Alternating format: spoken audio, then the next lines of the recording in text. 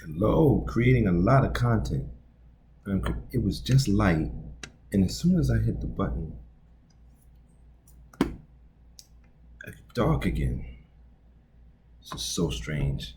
So strange. It's a little more light. But I'm gonna leave that there. It's a little better. Not really. It's such a weird room. Um, but I'm creating a lot of content, and you'll see more videos going up on this channel. I have another YouTube channel that I just sort of make little quick videos on my phone and talk about what's going on, what issues, what have you. Maybe what I'm reading for the day, for the moment, whatever the case may be. But this channel, we're going to do more, continue to try to do more classes. I haven't done any of the long classes with the book of theories in a while because I've been doing these short autobiographies. I want to get this out because I want to leave a record of, like I said, life in the 1970s, 1980s. I think it's an important era, and I think we don't really know what it was like. People talk about what it was like, but I wanted to give just another view, what I experienced, and I think a lot of us experienced. So the way I had broken up this piece is I had broken it up as sort of like a magazine or autobiographical work, but it was in volumes. So this is volume 2, and it's publishing notes, and then I'm going to read Mrs. Pearl's Candy Store. So the publisher's notes. I am enjoying sharing my thoughts and recording real events for anyone who will listen today and the future. I have been dealing with my birth. Now I must deal with my childhood. I will discuss some of the people who made the most impact on me. And I did that a little bit with Bernard and Big Ann. I had great figures watching out for me when I was a child. These figures disappeared and were not replaced. We no longer have the institutions that made these community-minded human beings. People seem to be comfortable with letting our social order decay without replacing it with anything. This journal is trying to remind people that we can be thoughtful again. Thoughtfulness would benefit us in many ways. So many of our problems are easy to solve, but no one wants to think about anything. I'm on the side of reality because it is the natural place to be. I am also on the side of reality because it never loses. I'm trying to save lives at this point. I also respect anyone's right to die from mindlessness. Death and thoughtful living both lead to a more peaceful place. All right, we're gonna deal with, let's get some water.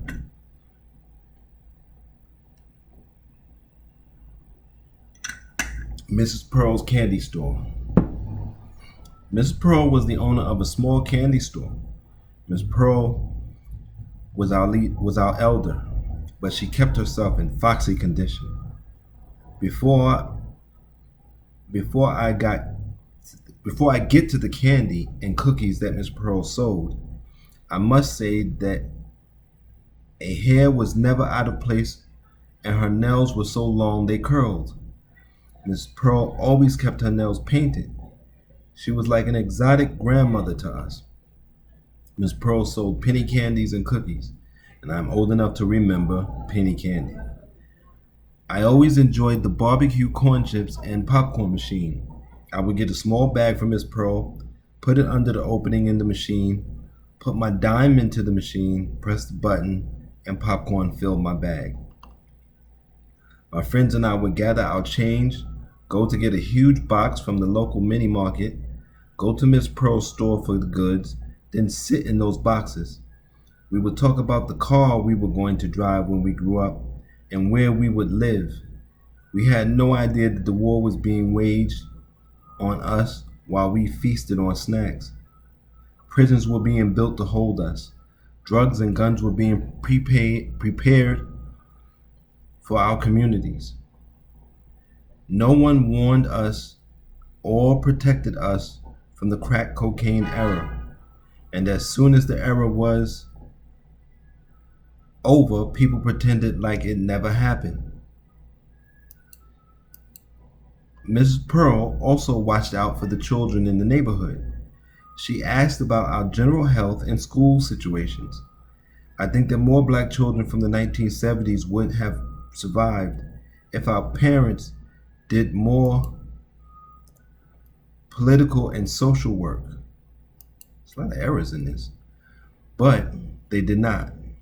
Here I sit houseless in New York City's Port Authority station writing this, and that's why I wrote this. I wrote this in 42nd Street. Longhand. I struggle every day to be in this society. I often think about Mrs. Pearl and her popcorn machine. I wonder if a shop like Mrs. Pearl's store would survive today. Women like Miss Pearl are not around anymore. I'm not sure that our young people need elders like that at this moment in time. They need elders like Nat Turner, Malcolm X, and Khalil Muhammad. Memories of Miss Pearl sustain me at a time that I am losing everything.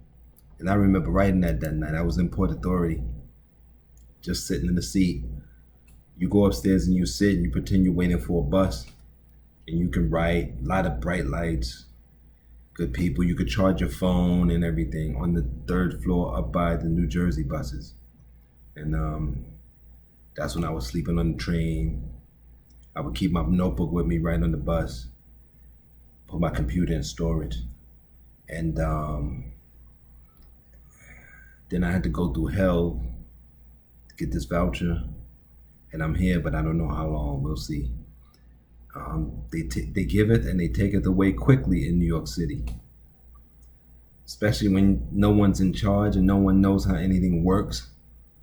Saying, until next time, I want to say, take care of yourselves, be safe, and if you want to support this channel, hit the links, donate directly, become a sponsor. Until next time, take care, be safe.